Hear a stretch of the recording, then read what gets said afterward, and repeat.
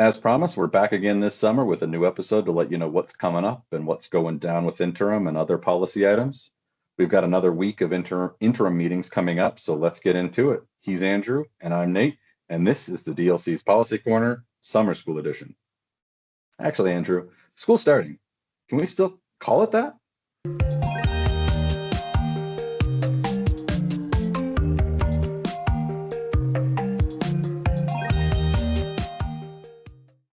First up, on Tuesday the 20th, we have Social Services Appropriations.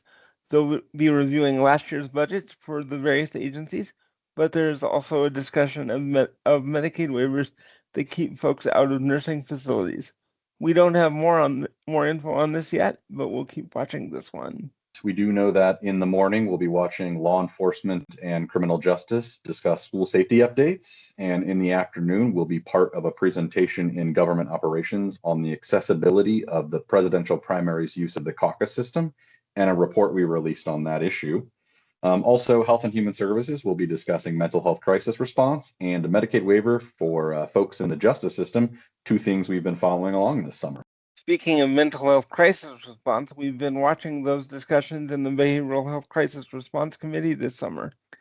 We've been advocating for more non-law enforcement response to crises. However, this summer also saw the formation of the Behavioral Health Commission, which oversees this committee and others. They're still getting their feet under them, but we'll be watching this commission as it moves forward and keep you all updated.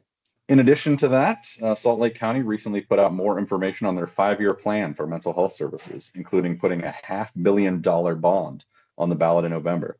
This is something we're going to be watching closely as we have concerns with the plan's overutilization of institutional settings and the potential criminalization of mental health and homelessness. Another thing we're just going to have to keep you posted on. We're also still working through a few pieces of legislation with Representative Abbott. Our supported decision-making legislation, which he's taking over from Representative Judkins, and the Inpatient Bill of Rights. Discussions are ongoing, but we hope to see both of these move forward in the upcoming session.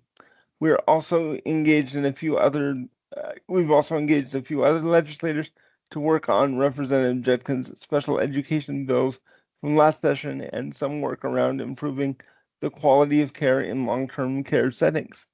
We are also excited to note an update on Representative Judkins' mental health study bill, in that we are having conversations about getting that funded without legislation. Speaking of quality of care, we also attend the Medical Care Advisory Committee. We attended that this past week, where there was a discussion of access to home and community-based services, along with the quality of those services.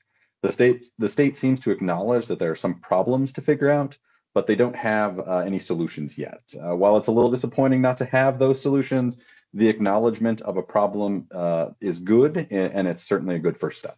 Well, we hope to keep this up in the next couple of months as we approach the upcoming too soon legislative session. So we'll try to keep you posted on all of this and more. As always, you can see updates on what we're watching on our website, disabilitylawcenter.org/issues/public-policy, as well as on our social media. And thanks for watching.